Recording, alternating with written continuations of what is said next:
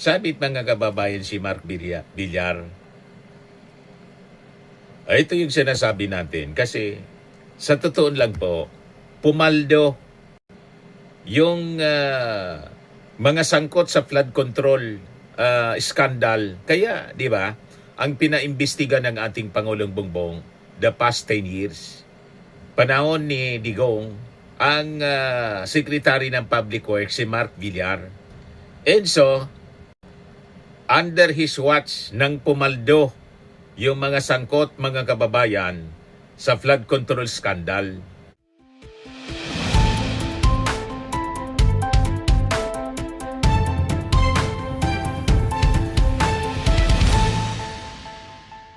Hello po mga kababayan, si Dante Maravillas. Delikado mga kababayan si Bongo, saka si Mark Villar.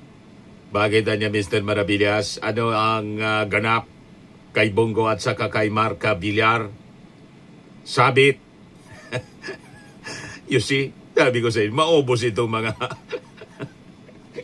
maubos itong mga Duterte senators, mga kababayan. So ito yung mga kumakagat na balita. Gano? Sabi ni Montolfo, itong si Bongo, si Mark Villar, mga kababayan, susunod na. Susunod na niya sa Mr. Maravillas. Gano, sabi ni Montolfo.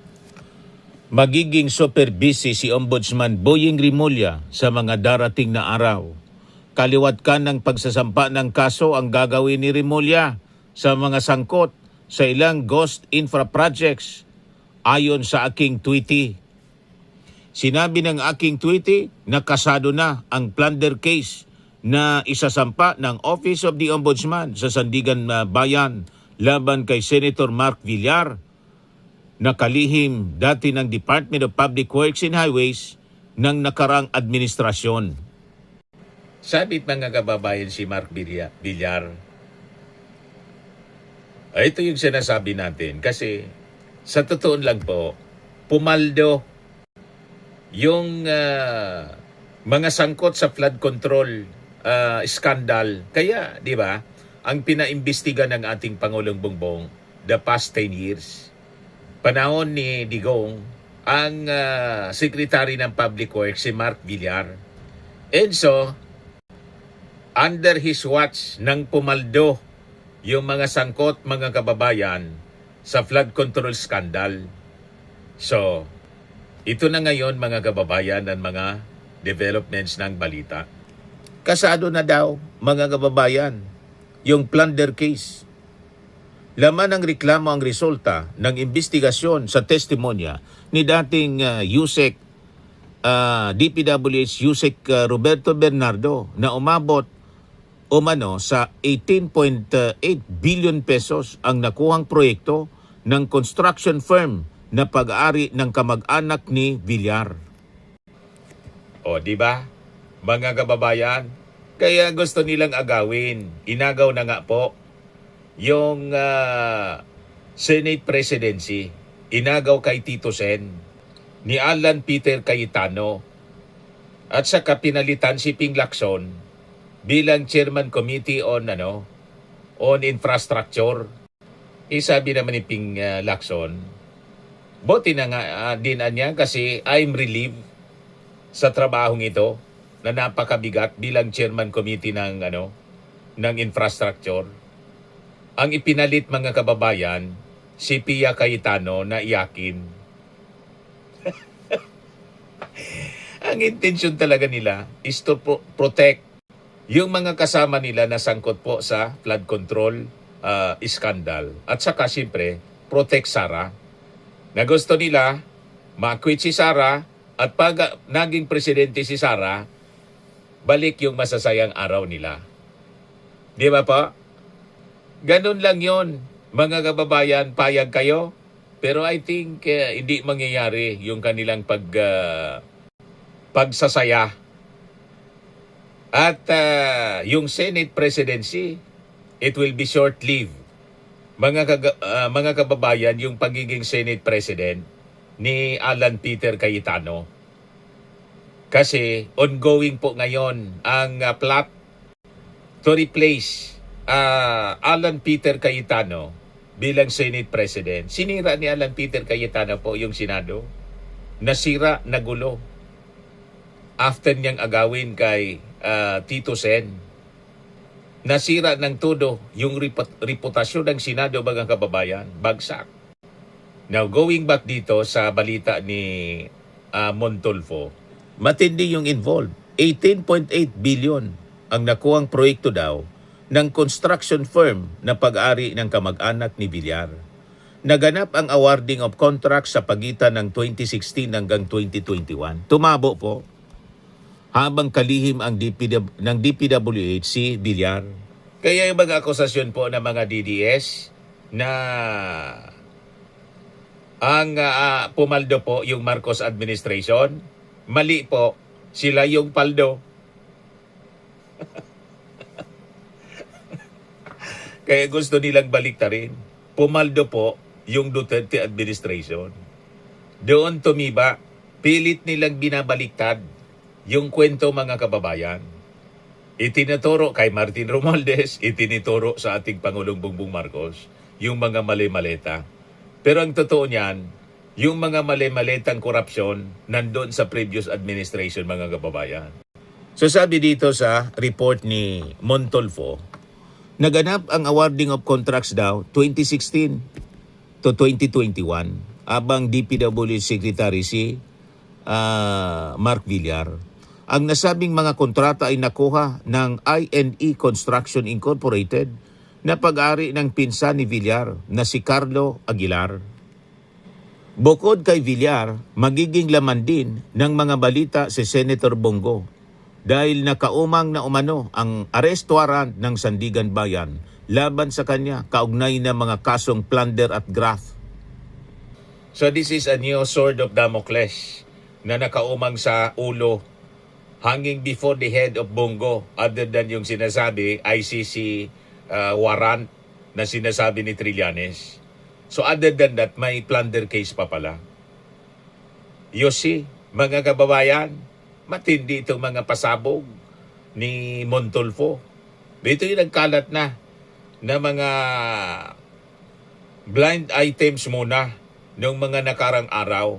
Kumakalat na to, na chismis, mga kababayan. And this time, pinangalanan na ni Montolfo. Alam po ninyo, itong si Montolfo, marami itong asset sa gobyerno. Sa tagal niyang panahon bilang isang practicing media, nakapag-establish na siya ng mga assets in every agency of the government, including the Ombudsman. May mga barkada sa dyan. Kaya yun ang mga nagtitip sa kanya ng mga information.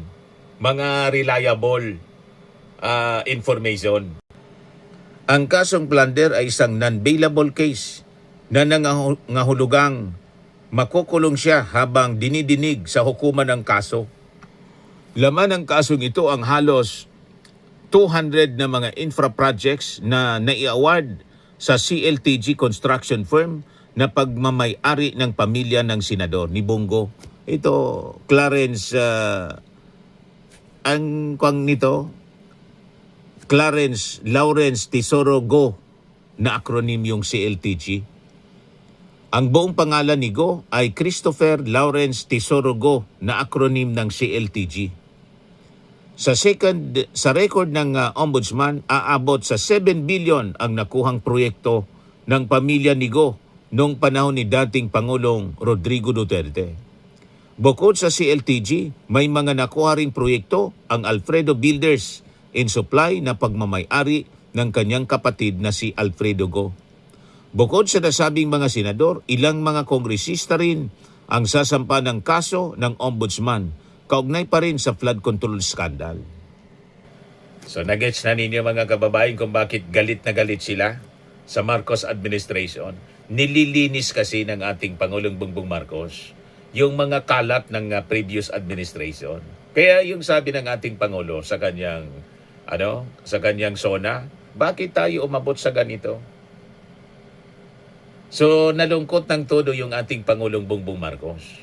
Dahil sa naging nakagawian na kasi po, yung pangungurakot ng mga opisyal, yung sabwatang ganito, ng mga opisyal ng DPWH, mga politiko, senador, kongresista, tapos mga DPWH engineers. Yan po matagal ng sabwatan at ang naglakas ng loob na labanan nito yung ating Pangulong Bongbong Marcos. Kaya sila galit. Pati nga po si Ping Lacson, nakapagsalita, mga kababayan, kung bakit si Tito Sen daw pinalitan bilang senador, Senate President. Alam niyo yung kung ano sinabi ni Ping Lacson? Yan sabi ni Ping Lacson. Lacson says Soto lack billions to take care of senator.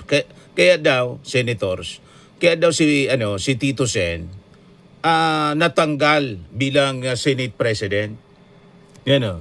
Senator Lacson claimed that former Senate President Vicente Soto III was removed from the Senate leadership partly because some lawmakers believe he did not know how to take care of fellow senators through material support and political favors.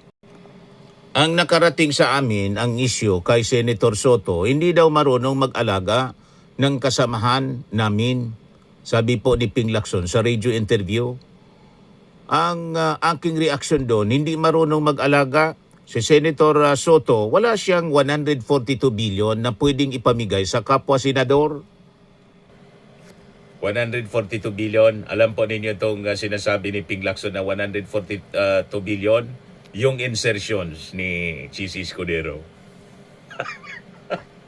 Kaya lang, si Chis Escudero may kaso din sa flood control because of that. You see? Wala niyang ganun kasi itong si Tito Sen, kaya natanggal partly because of that. Hindi marunong mag-alaga ng senador, kapwa senador. O ngayon, nagkasabit-sabit na kayo sa kasong plunder. You see?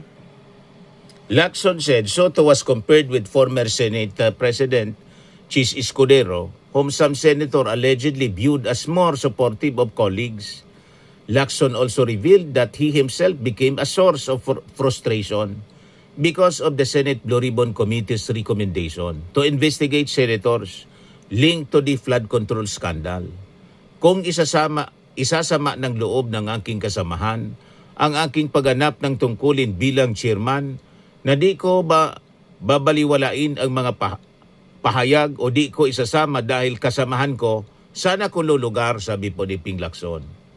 Lacson maintained that senators should use the idea of alaga for the public's welfare, not for protecting political allies.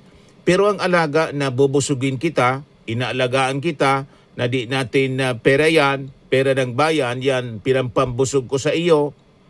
Kung yan ang definition ng alaga, mag-pack up na tayong lahat, sabi po ni Ping Lacson. Straight guy kasi itong si Ping Lacson. Siya lang ang senador na never sa kanyang pag-upo bilang senador for the past 20 years na yata sa Senado. Itong si Ping Lacson, hindi siya kumukobra ng pork barrel fund. Siya lang ang hindi kumukobra. Lahat kumukobra. You see, mga kababayan?